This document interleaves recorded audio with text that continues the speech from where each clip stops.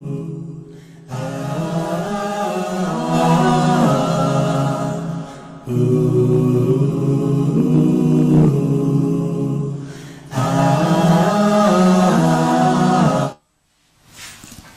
بالله السميع العليم من الشيطان الرجيم بسم الله الرحمن الرحيم والصلاة والسلام على رسول الله وبعد السلام عليكم ورحمة الله وبركاته. Chers téléspectateurs, amis jeunes, auditeurs, auditrices de la radio-télévision Bonferré, ravi de vous retrouver en cet après-midi du vendredi 30 mars 2018. Sachez que vous êtes à votre émission hebdomadaire préférée Jeunesse Active, cette émission de l'Association des étudiants musulmans du Niger, avec la collaboration du groupe de presse radio et télévision Bonferré. On ne cessera de le dire, chers téléspectateurs, la jeunesse, notre jeunesse, toujours confrontée à un certain nombre de fléaux, un certain nombre de phénomènes qui minent cette jeunesse actuelle.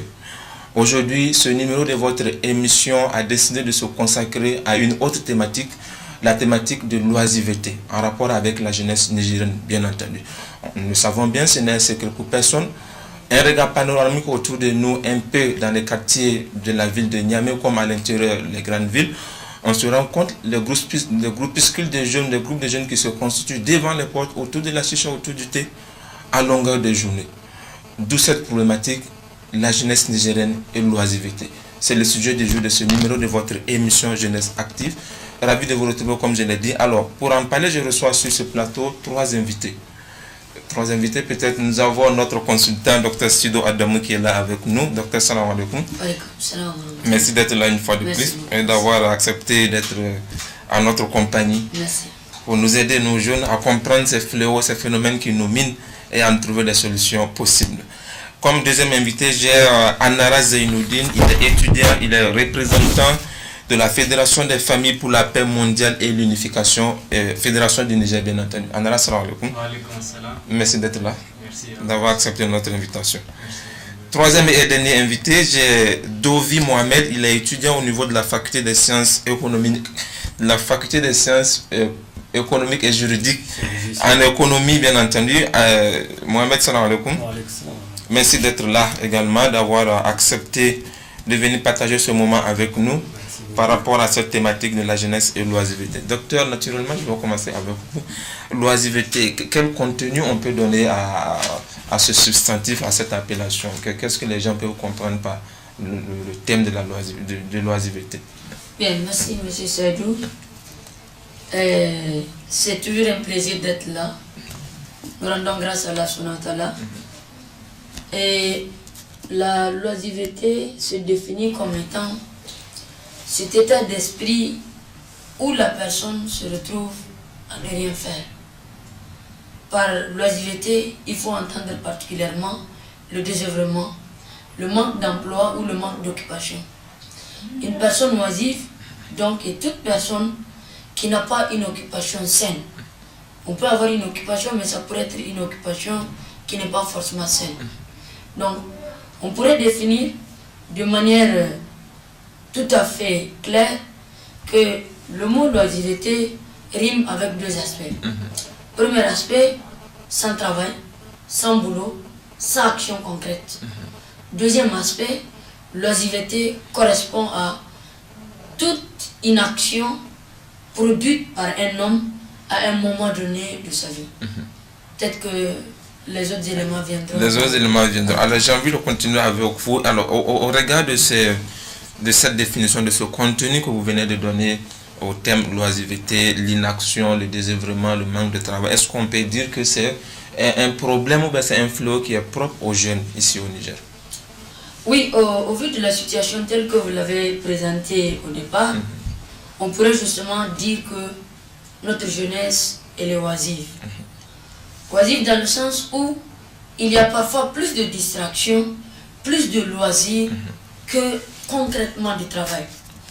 Vous avez parlé déjà du phénomène des fadas. Une fada qui s'installe de 8h à midi, ou de midi à 18h, ou parfois de 20h à 4h du matin. Je suis convaincu que si les gens avaient quelque chose à faire dans la journée, ils allaient certainement à 20h être au lit. Ceux qui sont en train de travailler ou ceux qui sont occupés de manière saine savent que quelle qu'en soit votre compétence, si vous avez réellement travaillé de la journée, vous ne pouvez pas tenir durant toute une nuit en train de parler ou de porter, je ne sais, autour d'un sujet. Pour dire en vérité que notre jeunesse, justement, subit de manière absolue cette question, justement, de l'oisiveté. Les jeunes sont là. Peut-être que l'exploitation du temps fait défaut. Peut-être qu'on dirait qu'ils n'ont pas d'emploi. Peut-être qu'on dirait qu'ils ne sont pas assez sainement occupés. Toujours est-il que le phénomène est là, il est patent, il est vécu par cette jeunesse. Malheureusement, lorsque nous parlons de ce fléau, c'est toujours la jeunesse qui est indexée. Entendons par la jeunesse, ces tranches d'âge, justement, peut-être c'est là aussi qu'il faut commencer, compris entre l'âge de 7 ans à 35 ans. Bien, on a compris les jeunes, je viens à vous.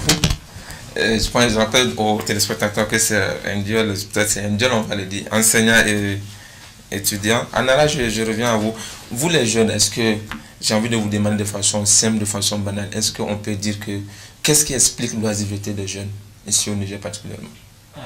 Merci infiniment pour le groupe Bonferré de nous avoir permis en tant que jeunes d'être ici et de nous exprimer pour pouvoir vraiment traiter les questions de la jeunesse.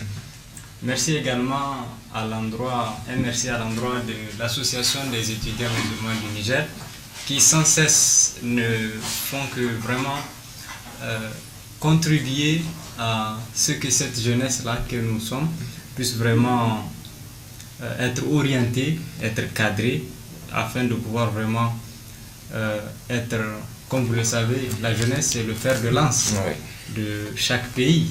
Donc un grand merci à l'endroit de l'association des étudiants musulmans du Niger. Maintenant, concernant votre question, est-ce qu'on peut dire que les jeunes sont oisifs ou qu'est-ce qui explique cela? Je pense qu'il y a beaucoup de facteurs, des facteurs endogènes comme des facteurs exogènes qui expliquent cette oisivité. Si vous prenez par exemple l'environnement, l'environnement a un impact très grand sur chaque individu, qu'il soit jeune ou âgé, qu'il soit adulte ou d'une tranche d'âge, comme on dit, au troisième âge en Europe. Donc l'environnement a beaucoup d'impact. Si vous êtes dans un environnement, cet environnement-là peut vous influer. En termes de facteurs aussi, nous avons l'entourage, ou ce qu'on appelle les fréquentations. Il y a des fréquentations aujourd'hui dont les jeunes s'adonnent. Et ces fréquentations-là peuvent être des fréquentations humaines, fréquenter des gens qui sont vraiment des gens oisifs, comme on dit. Et cela va vous affecter en tant que jeune. Donc il y a aussi des milieux que si vous les fréquentez, cela va de plus en plus vous attirer à des pratiques malsaines, telles que des jeux de hasard, telles que la prise de chicha dont vous avez parlé récemment. Donc ces deux facteurs endogènes et exogènes influe beaucoup sur la jeunesse. Vous savez, l'âge, lorsqu'on est jeune, on est souvent très fragile. On est très fragile et on est très sensible. À la fois aussi, on veut tout découvrir. On veut tout voir, on veut tout expérimenter, on veut tout essayer. Donc, il manque maintenant un certain code qu'il faut respecter pour pouvoir vraiment se recadrer. Voilà. Donc, je pense que ce sont ces éléments-là qui expliquent l'oisivité chez les jeunes. Et au regard de ces éléments que vous venez de donner, on comprend aussi que l'oisivité, c'est vrai, ça concerne les jeunes, en même temps les jeunes scolarisés, les jeunes diplômés, les jeunes non scolarisés aussi. Mais là, est-ce qu'on peut parler d'un facteur commun à toutes ces composantes de la jeunesse, on veut dire?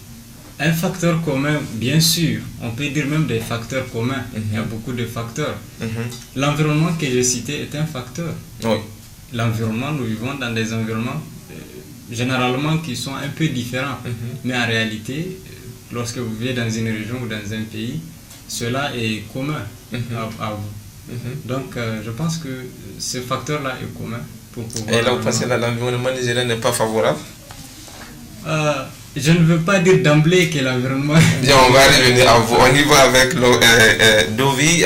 Votre avis par rapport à cette question de l'oisiveté en rapport avec la jeunesse nigérienne? Donc, merci beaucoup, camarade, bien cher frère Zakou, de nous avoir invités sur ce plateau de la télévision Bonferré, que je salue aussi au passage.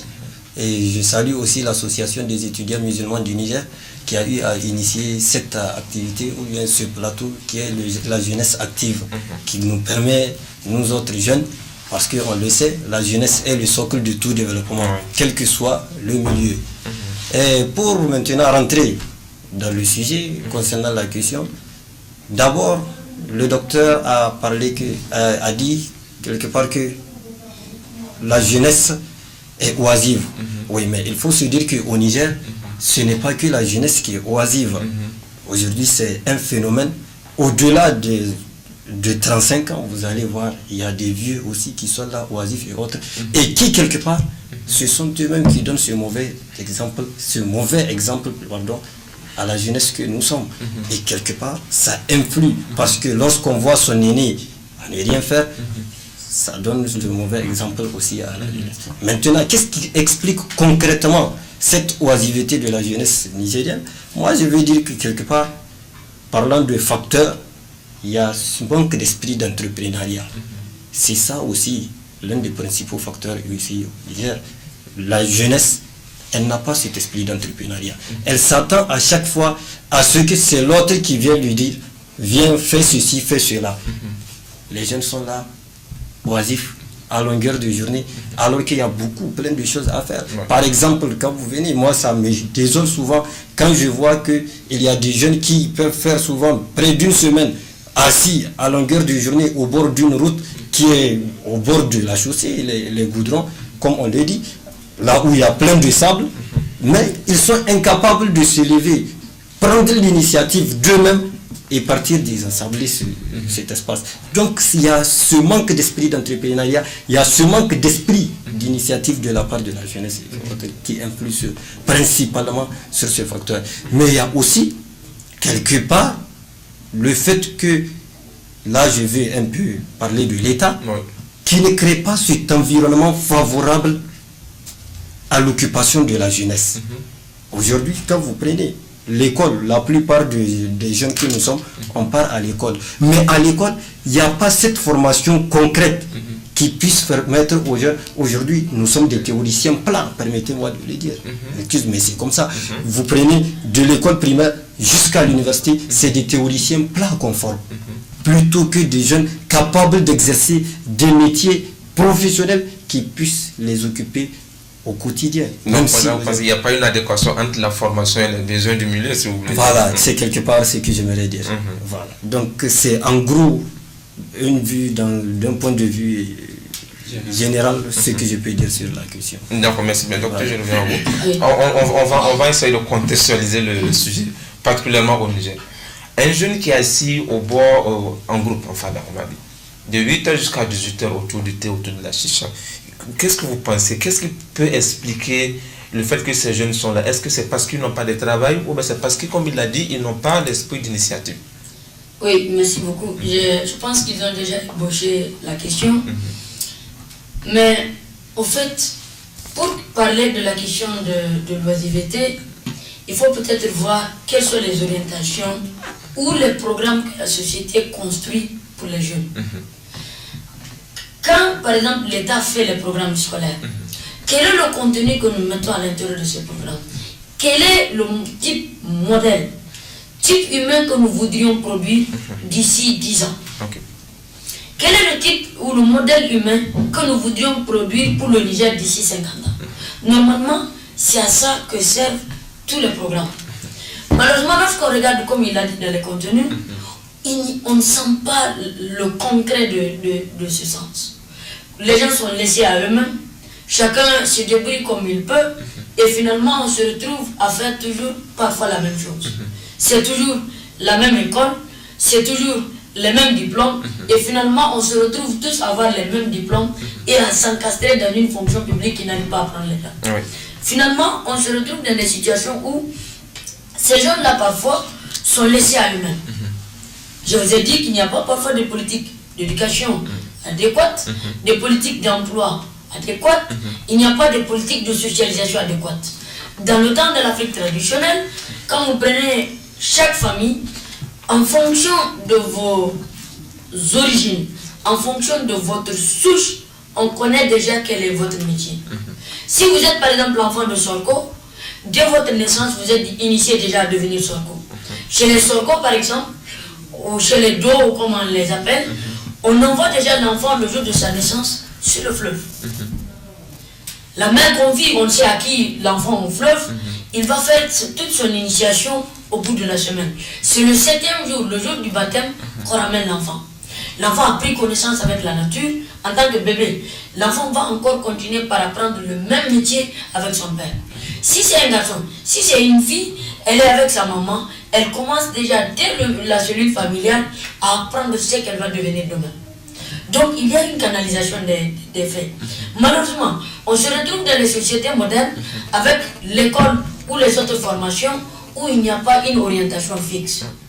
L'école ne nous permet pas, comme ils l'ont dit, de trouver un mécanisme à travers lequel on va se dire, bon, moi à la fin de ça, je vais devenir tant.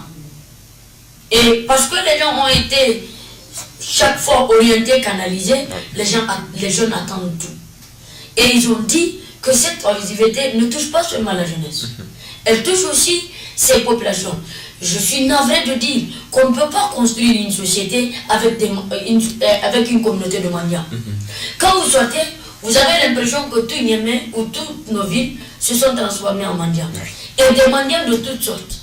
Un monsieur qui te rencontre bien fringué, bien sapé, il te dit, monsieur, non, je voudrais vous parler. Tu l'écoutes, pour l'instant, il va te dire, non, je n'ai pas mangé, je voudrais avoir 100 francs. Et pourtant, il est en bonne santé, il est aguerri, il est même parfois plus sapé, plus coté que toi. Deuxième aspect, vous avez des adultes. L'Afrique traditionnelle refuse automatiquement qu'un aîné se rabaisse pour demander à son puiné. Qu'est-ce qu'on retrouve aujourd'hui? C'est les puinés qui mettent les enfants devant. Et aujourd'hui, retenez-vous bien, c'est que dans le cadre de la mendicité, les enfants qui sont en train d'être utilisés sont pris sous forme de location. Ils sont loués. Ce ne sont pas leurs enfants parfois. Ils sont loués. Et au bout de la location journalière, l'enfant a 1000 francs. Si vous habituez cet enfant à vivre de la sorte, il sait qu'au bout d'une journée, il a 1000 francs. C'est un enfant, ça constitue déjà toute une fortune pour lui. Il ne va jamais apprendre à travailler. Vous avez d'autres formes de mendicité où les gens vont passer leur temps à passer administration par administration. Soit chez le directeur, soit chez le ministre, ils sont toujours là en train de les occuper et de les enquiquiner. Finalement, on ne sait plus si le ministre a été nommé pour la République ou il a été nommé pour son parti ou ses parents. Et on se retrouve dans des situations dans lesquelles personne ne fait rien et on laisse pourrir les choses. Nous sommes aujourd'hui à des stades où le phénomène de oisif a créé des situations dans lesquelles les gens sont devenus des escrocs sans le vouloir. Quand tu deviens âgé et que tu dois vivre naturellement, il y a certains besoins qu'il faut satisfaire. Il faut s'habiller, il faut se loger, il faut se nourrir, il faut se soigner. Tout cela fait en sorte que finalement, parce que les gens n'ont jamais appris à travailler, ils vont devenir finalement des escrocs ambulants. On vit le drame dans nos chairs, on vit le drame dans nos sociétés, et comme on dit, jeunesse oisive est une bombe à retardement. Ça finit par exploser. Et finalement, c'est ce qui se passe. Chaque fois qu'il y a une petite manifestation, ce sont ces mêmes jeunes qui ne font rien qu'on ramasse. C'est eux qu'on voit dans la rue, c'est eux qu'on va encore mater s'il s'agit de mater, c'est eux qu'on va prendre s'il s'agit de prendre, c'est eux encore qui vont être utilisés pour être enfants soldats, pour être terroristes. Et finalement, dans tout l'enjeu, c'est la jeunesse qui est la plus grande perte. Et là, docteur, on comprend que c'est vrai ce facteur que vous venez de développer. Est-ce que ce n'est pas lié seulement aux jeunes non scolarisés? Non, c'est un phénomène général. Bien. Et là, j'ai envie de demander à Anara, les jeunes diplômés qui ont leur diplôme et qui continuent à perpétrer dans ce phénomène de l'oisiveté. D'accord, avant toujours de répondre à votre question, je voudrais juste un peu évoquer la question que mon frère a évoquée, en disant que l'État ne fait pratiquement pas grand-chose. Je pense qu'il faut relativiser les choses. Par rapport aux responsabilités, je pense qu'on va revenir sur ça. D'accord. Et aussi, avouer que je suis d'accord avec lui aussi sur... lorsqu'il parlait de vision, lorsqu'il parlait les jeunes aujourd'hui ne sont pas très entrepreneuriales, je pense que quelque part on dit, quand vous partez dans les pays anglophones, vous trouvez vraiment des jeunes qui sont dynamiques, qui sont entrepreneuriales. Et le docteur aussi a évoqué la question de l'éducation dont vous venez de me poser la question. C'est vrai, aujourd'hui nous sommes dans un système éducatif qui favorise plutôt la tête pleine. Il y a un adage qui dit il vaut mieux une tête bien faite qu'une tête pleine. Voilà, donc c'est vrai, aujourd'hui il y a un bourrage intellectuel qui se fait et ce bourrage-là a un impact sur l'aspect professionnel. Et nos sociétés aujourd'hui encore, voire même nos nations, sont toujours, comme on le dit, des nations sous-développées, dans lesquelles il faut forcément avoir un métier pour pouvoir survivre. Alors, lorsque les jeunes arrivent à obtenir des diplômes supérieurs, des masters, des doctorats, etc., il se trouve qu'il n'y a pas des emplois techniques. Les emplois techniques sont là, mais les compétences ne sont pas là. Du coup, vous voyez, la majorité va s'engouffrer dans le secteur de l'enseignement aujourd'hui, qui est le secteur, si je peux, sous le contrôle du docteur, qui amasse le plus de diplômés. Donc, maintenant, certains étudiants ou certains jeunes diplômés se voient vraiment mal d'exercer cette activité-là. Et se disent, non, moi je ne peux pas aller enseigner dans une bourse de l'IFA ou d'Agadez, Iférouane, et cela les amène à rester dans la ville, à se cramponner dans la ville, aux alentours de Niamey et à Niamey, sans rien faire. Donc cela les conduit de plus en plus à s'ennuyer. Cet ennui-là se transforme en agacement et cela les amène à des pratiques pas trop catholiques, comme on l'a dit. Voilà. Donc voilà pourquoi je dis que ça touche, le phénomène effectivement touche plus les diplômés. Dovi, le manque d'initiative de la jeunesse nigériane dont vous avez parlé tout à l'heure, cela peut conduire à quoi? Comme impact, là vous venez à la question d'impact, mais avant, j'aimerais dire quelque chose concernant le cas des jeunes diplômés. Les jeunes diplômés aujourd'hui, si on les voit assis au bord de la route, on les voit, comme on le dit, devenir des oisifs, c'est parce qu'ils font des choix de métier. Quelque part, aujourd'hui, on sait, même si tu vas avoir tous les diplômes du monde là, c'est pas évident que tu vas avoir un travail qui va concorder avec ton diplôme. Donc, il y a des petits métiers souvent qu'on peut exercer, faire du commerce, faire de l'agriculture et autres. Mais ces jeunes diplômés se disent qu'ils dépassent ce niveau. Et c'est cela quelque part qui explique aussi l'oisiveté des jeunes. Mais aussi, un autre aspect qu'il ne faut pas perdre de vue, c'est la corruption qui gangrène aujourd'hui le pays dans lequel nous sommes. Que ce soit dans les entreprises privées ou les entreprises publiques. Par exemple, moi, j'ai un ami qui fait un institut de la place, qui est à sa 4e année, c'est-à-dire l'année de master. Mais il est là, il ne fait rien pratiquement. Je lui ai une fois demandé, mais pourquoi tu ne pars même pas chercher un stage et autres? Il dit, bon, de toutes les façons, même si je pars déposer, je n'ai pas de bras long qui va m'appuyer. Je sais que mon dossier, même si c'est un dossier de stage, même si c'est du bénévolat que je voudrais faire, je ne serai pas pris. Donc, ce sont ces aspects-là qui expliquent. Souvent, c'est malgré eux que ces jeunes diplômés sont là assis et à ne rien faire. Mais maintenant, comme impact, la l'oisiveté est préjudiciable à tout point de vue.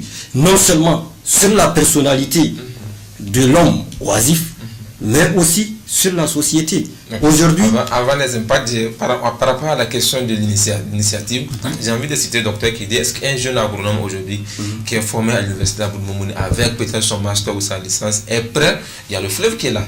Est-ce qu'il est prêt à aller cultiver au bord du fleuve, ne serait-ce que même pour ravitailler le restaurant de l'université? Je pense que le docteur va revenir sur ça, je vais lui poser la question. Effectivement, oui, c'est de cela que je parlais. Quand on a le diplôme, automatiquement, on pense à avoir un bureau climatisé quelque part et travailler.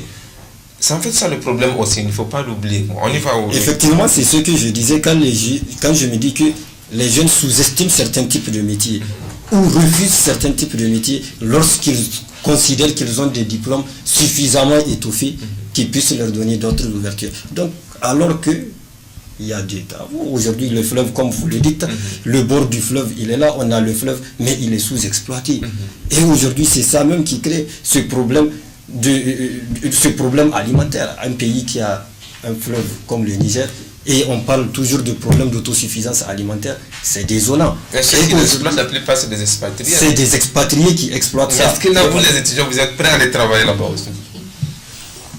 Ça, l'avenir. La question reste posée. Ouais, on y va.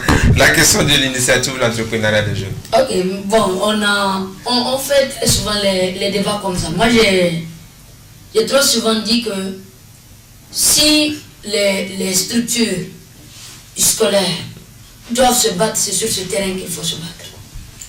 Moi, je trouve qu'une communauté large d'à peu près 25 000 se retrouve à demander à être nourrie par d'autres. Aujourd'hui, notre université a tous les potentiels qu'il faut. Il y a de l'espace. On a des intellectuels, ou du moins des gens qui sont formés, par exemple, dans le cadre de l'agriculture, qui peuvent quand même fournir de quoi nourrir ou faire mijoter la marmite du restaurant. Au lieu que les étudiants passent leur temps à revendiquer de quoi manger, on pourrait quand même faire une initiative, un étudiant une planche. Le fleuve est là, l'eau coule gratuitement sur 400 et quelques kilomètres sur le Niger. Mais pourtant, les gens préfèrent dire toujours que c'est l'État, que c'est le gouvernement, que c'est l'État, que c'est le gouvernement. Ils ne savent pas que c'est la contribution des autres qui est en train finalement de les nourrir. Aujourd'hui, nous avions quand même une faculté d'agronomie. Qu'un agronome se retrouve à être un professeur de mathématiques, je trouve assez cela déplacé. Je ne dis pas que c'est mauvais en soi, mais je trouve qu'il est utile ailleurs que d'être dans le cadre de l'enseignement pour enseigner les mathématiques. C'est à peu près la même chose. On a des physiciens. On pouvait quand même trouver des laboratoires lorsqu'on aurait produit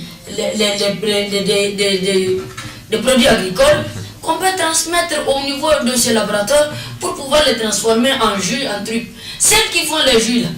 Mais ce ne sont pas les jeunes dames qui font ça là. Ce ne sont pas des gens qui ont un certain diplôme. C'est quoi d'ailleurs parfois quand les gens parlent de l'université, la société ne voit pas le concret. Il faudrait peut-être mettre ces choses-là en valeur, considérer qu'il y a quelque chose à faire. Et cette société nous a tout donné et on doit encore en retour quand même lui rembourser son dû. Au lieu d'attendre naturellement qu'on nous nourrisse tous les jours, on peut quand même créer les conditions pour que nous puissions au moins nous prendre en charge par rapport à la nourriture. Si je crois que les gens arrivent à manger à leur faim, mais le reste là, ce n'est qu'un fait divers. Et finalement, lorsqu'on fera ce projet-là, on trouverait justement une initiative et l'université de Niamey serait certainement, je pourrais faire le pari, le grenier de la ville de Niamey. On va fournir Niamey en tomates qui consomme la tomate de janvier à janvier ou de décembre à décembre, qui consomme la salade de janvier à janvier. Donc on a l'opportunité, le fleuve et la salade est productive, la laitue j'allais dire, est productive pendant toutes les périodes de l'année. Mais on ne se donne pas ces moyens. C'est ça peut-être l'initiative. Et si les gens sont habitués à faire de telles choses, déjà dans leur cursus universitaire, ils deviennent utiles à eux-mêmes, ils deviennent utiles à la société et ils peuvent naturellement s'en sortir, quelles qu'en soient les conditions dans lesquelles ils se retrouvent. C'est vrai aujourd'hui que les gens se battent, ils essaient, mais les situations sont extrêmement dures, ce qui fait en sorte que, puisque l'environnement n'est pas favorable, l'entrepreneuriat est difficile. Les gens ont les idées qui meurent parfois dans les tiroirs. Les gens se battent, ils font des entreprises, mais ça n'arrive pas à aboutir au vu du climat qui se retrouve. Soit parfois dû à un système d'impôt qui est énorme, soit parfois dû à un système de concurrence qui est déloyal. Lorsque tu fais ton jus, alors qu'une industrie d'une certaine portée peut donner 1000 fois mieux que ce que tu produis, et pour toi va être plus cher que ce que l'industrie va donner, il est bien naturel qu'on puisse te supplanter. Mais je pense que cette initiative, c'est à la jeunesse de se la prendre. Nous sommes dans des situations où, aujourd'hui, on est arrivé à un point où l'État ne peut plus. Je ne dirais pas que l'État ne pourrait plus, mais en tout cas, on est arrivé à un seuil où on a de plus en plus la sensation que l'État a démissionné dans pratiquement beaucoup de choses. Alors, au lieu de se retrouver pris dans des guet-apens et que la jeunesse puisse devenir une bombe, mieux vaut l'exploiter et l'orienter vers autre chose. Malheureusement, c'est qu'on a tout comme l'impression que cette jeunesse est distraite, qu'elle est orientée vers d'autres objectifs. Si ce n'est pas la télé, ce sont les fadas. Si ce n'est pas la fada, ce sont les réseaux sociaux. Les gens se répandent tous les jours à critiquer sur les réseaux sociaux, mais il est rare et difficile de trouver quelqu'un qui propose ne serait-ce qu'une réponse ou une solution. Et je crois qu'il est bon de critiquer, c'est vrai, pour que les choses changent, mais il est mieux encore de proposer pour que les choses puissent mieux changer. Bien, il est là le problème, il n'est pas tant, il concerne les jeunesses majoritairement, il faut le dire. Alors, amis jeunes, vous qui nous prenez en marche, sachez que vous êtes à votre émission Jeunesse Active. Aujourd'hui, les questions de jeunesse et loisiveté au Niger. Alors, je peux vous inviter à suivre un élément que nous avons préparé, des réactions de certains jeunes par rapport à cette question, relativement aux conséquences. Quel peut être l'impact ou les conséquences d'un jeune désœuvré, un jeune oisif sur la société et même sur sa personne. On va suivre l'élément. Le plus souvent à la révolte. Parce qu'un jeune qui est désœuvré, il n'y a quoi de plus normal qu'il devienne agressif, quoi de plus normal qu'il devienne en tout cas frustré dans son amour propre, au point où en tout cas il est capable de poser n'importe quel type d'acte ignoble. Et à travers, on trouve des jeunes qui ne sont pas scolarisés et ça donne à des fadas venir seulement s'asseoir et ne rien faire. Une personne qui se voit qui ne travaille pas, elle peut s'adapter à des mauvaises activités, telles que le vol par exemple, le banditisme, etc. Avec ton diplôme, tu vas patienter, tu vas attendre jusqu'à vieillir, parfois tu n'as même pas d'emploi. Il n'y a même pas d'offre aussi circulante pour la jeunesse, donc parfois c'est difficile même d'avoir un job.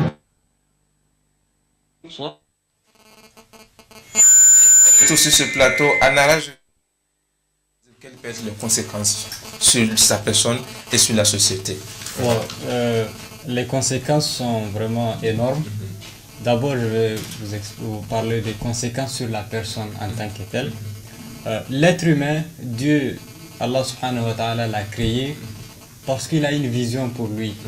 Parce qu'il veut que cet être-là puisse vraiment se servir et servir la société, la Oumma, comme on le dit. Alors, les conséquences directes sont immédiates.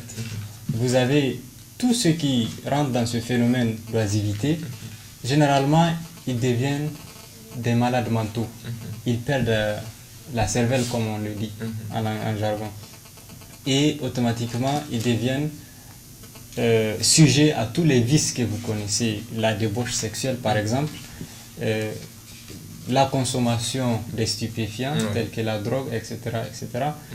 Et ces choses-là vont avoir un impact sur sa santé, de sorte que vous allez voir des jeunes qui meurent très jeunes, à 30 ans, à 25 ans.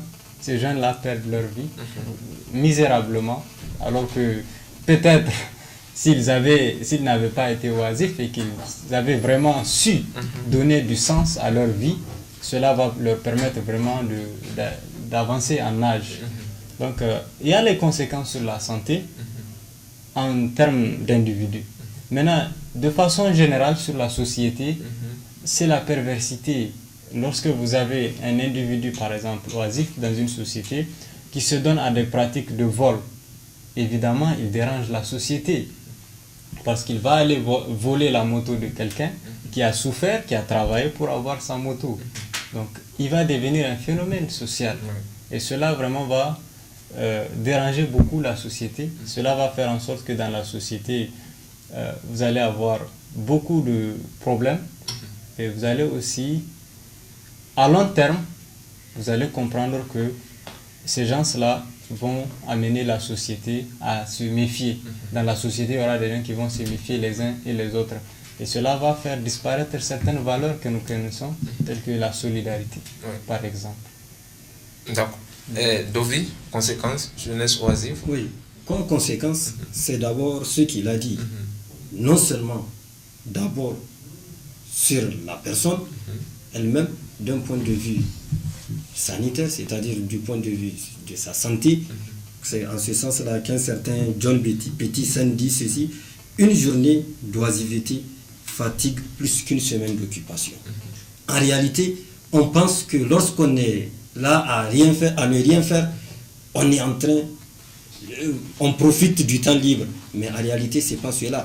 D'un point de vue psychique, ça fatigue, puisque l'homme, par essence, il est créé pour travailler. C'est par l'essence, la création, même dans l'adoration, Dieu dit, il n'a créé l'homme que pour l'adorer. Et l'adoration, ça signifie qu'il faut travailler. Et travailler, c'est l'opposé de l'oisiveté. Donc, quand l'homme ne travaille pas, quand l'homme est oisif, d'un point de vue psychique, d'un point de vue de sa santé physique, même, vous allez voir quelqu'un en train de maigrir, quelqu'un de très pensif, parce que c'est quelque part, quand on n'a rien à faire, qu'on se donne souvent certaines pensées. Mais maintenant, quand on revient d'un point de vue de la société même, plus particulièrement sur le plan économique, un jeune oisif, c'est un manque à gagner. Parce que si ce jeune travaillait, il aurait permis à la société, d'un point de vue économique, d'avoir une sorte de plus-value. Mais lorsqu'il ne travaille pas, cette plus-value ne serait pas. C'est cela aussi. Et ça, ce qui veut dire que par voie de conséquence, ça contribue à la prolifération et à l'ancrage de la pauvreté dans notre société. Et un autre aspect, c'est d'un point de vue social, la délinquance à laquelle nous assistons. Un jeune, il n'y a pas plus dangereux qu'un jeune inactif. Il n'y a pas plus dangereux qu'un jeune inactif. C'est ça qui pousse à la délinquance d'un point de vue physique, des jeunes qui arrachent des portables au bord des chaussées, des jeunes qui volent des motos. Vous êtes sur votre moto, vous allez voir la nuit souvent, vous n'avez même pas le droit de circuler parce que des jeunes vont venir avec des coupes, vous coupez la route et prendre votre moto. Vous voyez tout cela. Et si c'est du côté des filles, c'est le phénomène de prostitution et autre chose. On a vu récemment le phénomène d'Alogon. Tout cela, c'est dû quelque part à l'oisiveté. Oui. Donc tout ceci, c'est quelque part les impacts négatifs, bien qu'il y a tant d'autres aussi. Et justement, et c'est ce que lorsque nous avons interrogé Dr Ajidaouda par rapport à cette question, il nous dit comme ça, la nature a horreur du vide. Quand ces jeunes n'ont rien, ils vont forcément trouver des moyens pour s'occuper. Et c'est ce qui explique en fait le phénomène de fada que nous rencontrons un peu partout à Niamey. Aussi, ça répond à l'adage qui dit l'oisiveté est la mère de toutes les vices. Quand on est là, on n'a rien à faire, franchement, on pense à quoi s'occuper. Il faut trouver de quoi s'occuper, que ce soit bon ou mauvais. Alors, docteur, la bombe à retardement, vous voulez ajouter quelque chose? Pour un peu, parce que aujourd'hui, l'actualité à l'international qui domine quelque part, que ce soit au niveau européen et autres, c'est le phénomène de migration. Et le phénomène de migration auquel nous assistons, c'est quelque part dû aussi à cette oisiveté des jeunes. Lorsque les jeunes sont oisifs, à l'intérieur de leur pays, ils ne trouvent pas de quoi faire, donc ils décident souvent de brader tous les dangers et essayer de partir vers ce qu'ils appellent l'Eldorado. D'accord. Là, on a compris. On va aller rapidement, le temps tire à sa fin. Donc, comment un jeune peut être occupé? Comment s'occuper de façon profitable au sainement? Alors là, c'est la grande question, on allait dire. Il faut dire que dans la construction de toutes les sociétés, la philosophie de toutes les sociétés se sont construites, et s'est construite, du moins j'allais dire, sur le travail. Il n'y a pas meilleure solution, il n'y a pas meilleure réponse que le travail. Comme le dit Voltaire dans Candide, le travail nous épargne de 3 mots: l'ennui, le besoin et le vice. Et justement, la question de l'oisiveté, c'est effectivement ces 3 mots. On ne sera pas ennuyé lorsqu'on travaille. Donc on ne serait pas enclin à toutes les formes de vicissitudes qu'ils ont citées. On ne serait pas dans le besoin. On arrive à se prendre en charge, à se satisfaire, à auto-satisfaire les autres. Ensuite, on ne serait pas dans le vice. On ne va pas aller voler, on ne doit pas aller casser les portes des gens, on ne doit pas aller violenter les autres. On ne peut pas aller passer toute la journée en train de parler de Issoufou, de Bazoum, de Seyni, de Hama, de qui, je ne sais qui. Mais on aura quand même une occupation saine. Donc on ne pourra plus s'intéresser comment est-ce qu'on dit, au minafika des sociétés. Finalement, pour dire quoi? Pour dire justement que tout jeune, Dieu, Allah subhanahu wa ta'ala, le prophète l'a encore confirmé ou a insisté là-dessus. L'épine dorsale de ma communauté, c'est la jeunesse. Dieu, dans sa bonté la plus infinie, a dit Parmi l'adoration, il y a justement le travail. Il faut travailler. Travailler comme si, et c'est ce que les sociétés, que nous admirons, comme il a dit l'Eldorado, que ce soit l'Occident, que ce soit l'Asie, c'est ce qu'ils ont compris et s'y sont mis au travail. Puisque Dieu l'a dit, et le prophète a dit à travers un hadith sahih que le meilleur d'entre nous dans la société est celui-là qui est profitable à lui et qui est surtout profitable aux autres. On ne pourrait être profitable que lorsque nous mettons notre expertise à la société. Pour arriver à cela, il y a d'abord un plan qui a été tracé à travers l'éducation. Il faut d'abord avoir une bonne formation. L'école, ensuite la famille pour l'encadrement social, la société pour l'orientation et enfin l'école pour donner les rudiments, sinon les éléments essentiels pour aboutir à cette qualification et ensuite à la construction de la personnalité. Lorsqu'une personnalité est médiocre, aujourd'hui dans ces sociétés de compétition, elle n'a plus le droit d'exister. Et comme c'est la loi de Darwin qui s'applique, les plus faibles vont disparaître et les plus forts vont toujours continuer par rester. Pour ne pas disparaître, comme le poisson qui prend, ou le plus grand prend le plus petit, il faudrait être certainement, même si on ne serait pas parmi les gros poissons, il faut être au moins parmi les poissons moyens, pour que lorsqu'on va vous avaler, que vous ne serez pas facilement avalable. D'accord. Du coup, nous sommes dans les responsabilités. On va profiter pour prendre votre mot de la fin. Le temps est presque à la fin. Les responsabilités de chaque acteur. Qu'est-ce que les individus doivent faire pour pallier à ce problème, ce mal, cette bombe en retardement comme vous on va d'abord interpeller la jeunesse. Oublions que les autres sont la cause ou la source de nos malheurs. Pensons d'abord que ce qui nous arrive nous est arrivé d'abord par l'action de nos propres mains. Ensuite, ça a dû continuer par les autres, où les autres ont été juste les facteurs. Finalement, j'interpelle d'abord la conscience de la jeunesse. Que la réussite, elle est possible. Que le succès est possible. Il ne se trouve pas ailleurs, il se trouve sous nos pieds. Il suffit d'un tout petit effort, nous allons trouver ce succès. Le bonheur que nous chantons tant chez les autres, ils ne sont pas partis ailleurs sur d'autres planètes le chercher. Ils sont partis le chercher ici même. Et nous avions tous droit au bonheur. Puisque les textes de nos pays nous donnent tous les mêmes droits. Ça, c'est la responsabilité de la jeunesse. À elle de se dire que les petits coins qu'on a construits, c'est lorsqu'on a travaillé qu'on va à la fada. Pour passer juste un temps pour ne pas être trop stressé par le travail. Pour aller reprendre des forces et retourner au travail. Mais il ne faudrait pas faire de la fada le seul lieu de travail. Ça ne peut pas marcher. Et personne ne viendrait aujourd'hui construire ce pays-là à notre place. De toutes les façons, ceux qui sont là en tant qu'acteurs vont céder la place un jour. Et lorsqu'ils auront à quitter, c'est nous, bien ou mal formés, bien ou mal engagés, qui seront les différents acteurs pour conduire le cheminement des choses. Et parce que nous ne voudrions pas être à la traîne, nous devrions être les responsables. Ça, c'est la jeunesse. Du côté de l'État, c'est que on ne pouvait pas avoir le beurre et l'argent du beurre. L'État ne pourrait pas nous dire qu'elle a besoin d'une jeunesse active, d'une jeunesse dynamique, d'une jeunesse qui travaille, sans créer les conditions pour cette jeunesse. Les hommes politiques, les dirigeants doivent se dire que la responsabilité de l'histoire les a engagés à conduire nos sociétés. Et parce que cette responsabilité les a engagés à conduire nos sociétés, ils ont le devoir. Ils ont le devoir moral, social, politique, religieux de subvenir aux besoins les plus minimes de la société. On ne peut pas laisser les gens dans le sous-emploi, dans le désœuvrement, en multipliant la corruption et en développant le clientélisme et penser que les choses peuvent marcher et peuvent aller d'elles-mêmes. Finalement, les parents ont une responsabilité. On va toujours continuer par les interpeller. C'est que l'éducation et l'orientation sociale, c'est d'abord au niveau de la cellule familiale.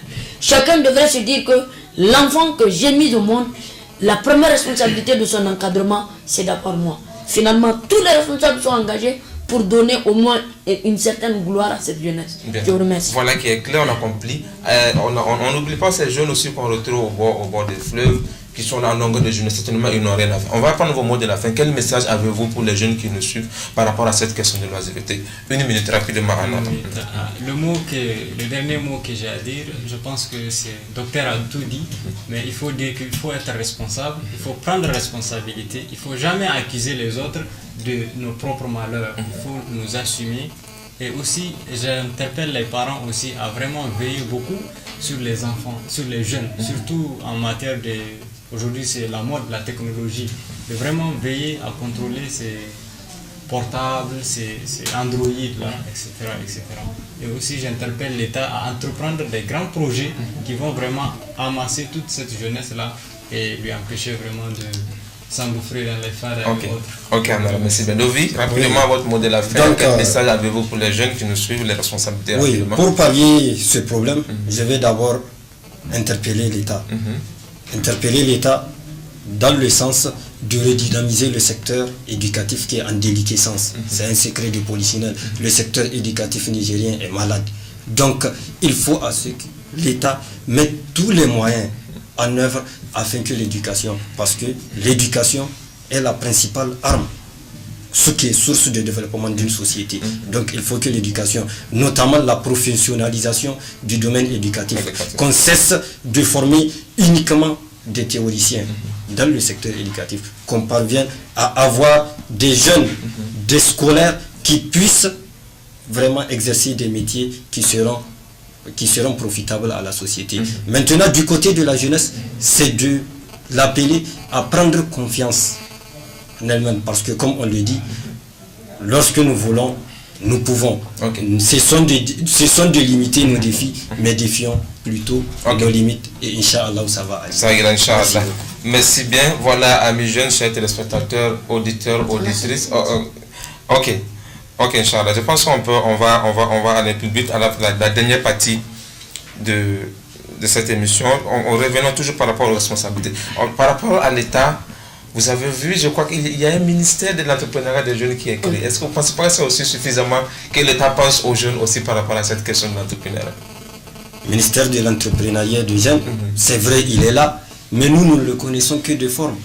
Même le budget qui lui est alloué, est-ce vraiment un budget conséquent afin de pouvoir orienter les jeunes? Et outre le ministère aussi de l'entrepreneuriat des jeunes, il y a aussi le ministère de la jeunesse et du sport qui, on ne sait même pas en réalité quel rôle il joue dans ce pays. Donc il y a tous ces facteurs-là. C'est dans ce sens que l'État doit faire une sorte de purge. Essayer de donner, d'insuffler une nouvelle dynamique à ce type d'institution pour qu'ils puissent vraiment aux jeunes, permettre aux jeunes de voir clair quant à leur avenir. Je pense qu'il y a des initiatives. Actuellement, il y a le forum jeunesse et emploi qui est en cours. Je pense que c'est des initiatives quand même qui peuvent permettre aux jeunes également d'avoir des orientations par rapport à l'entrepreneuriat, l'emploi. Au docteur, vous voulez ajouter quelque chose? Oui, ben, je voudrais tout simplement dire que dans tout ce que nous sommes en train de faire, on devrait sortir de la matrice. Nos sociétés, on ne peut pas, quelqu'un ne pourrait pas dire qu'il a 50 ans et qu'il est encore jeune. Nos pays ont plus de 50 ans aujourd'hui.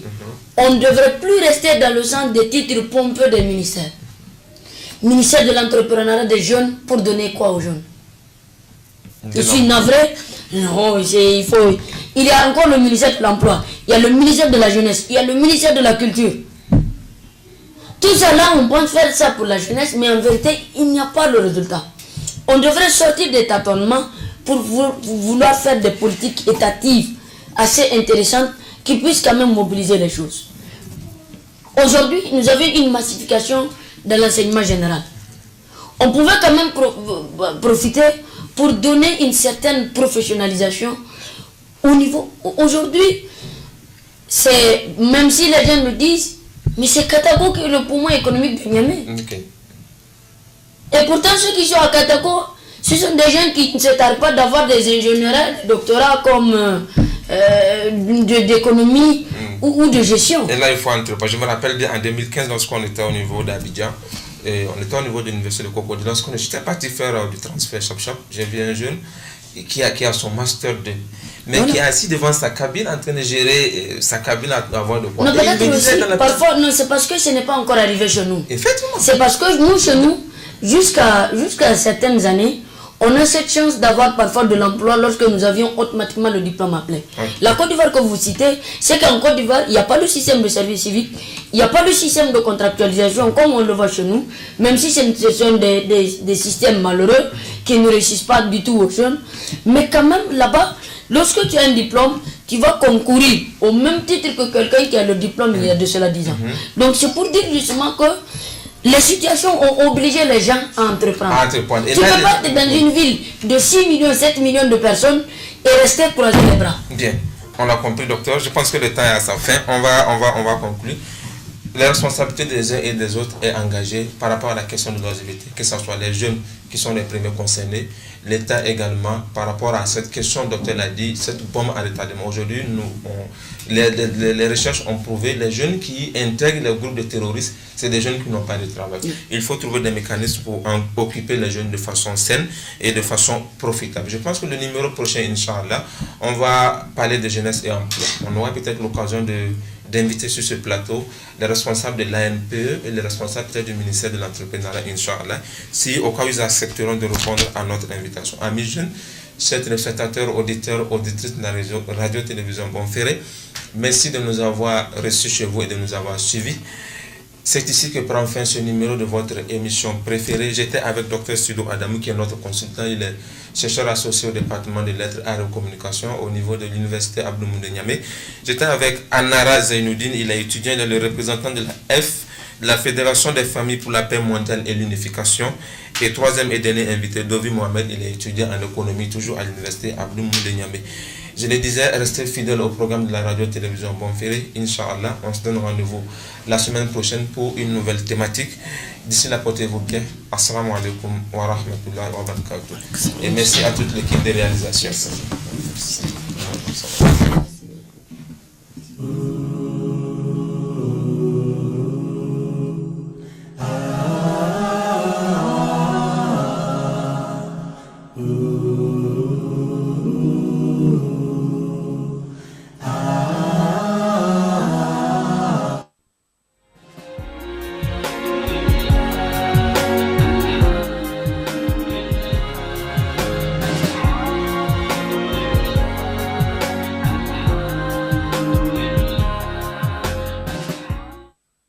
والأخوات، مع ختمة الأجزاء نستمع الآن إلى تلاوة الجزء 27 من القرآن الكريم مع القارئ علي عبد الله جابر رحمه الله. أعوذ بالله من الشيطان الرجيم. قال فما خطبكم أيها المرسلون قالوا إنا أرسلنا إلى قوم مجرمين لنرسل عليهم حجارة من طين مسومة عند ربك للمسرفين فأخرجنا من كان فيها من المؤمنين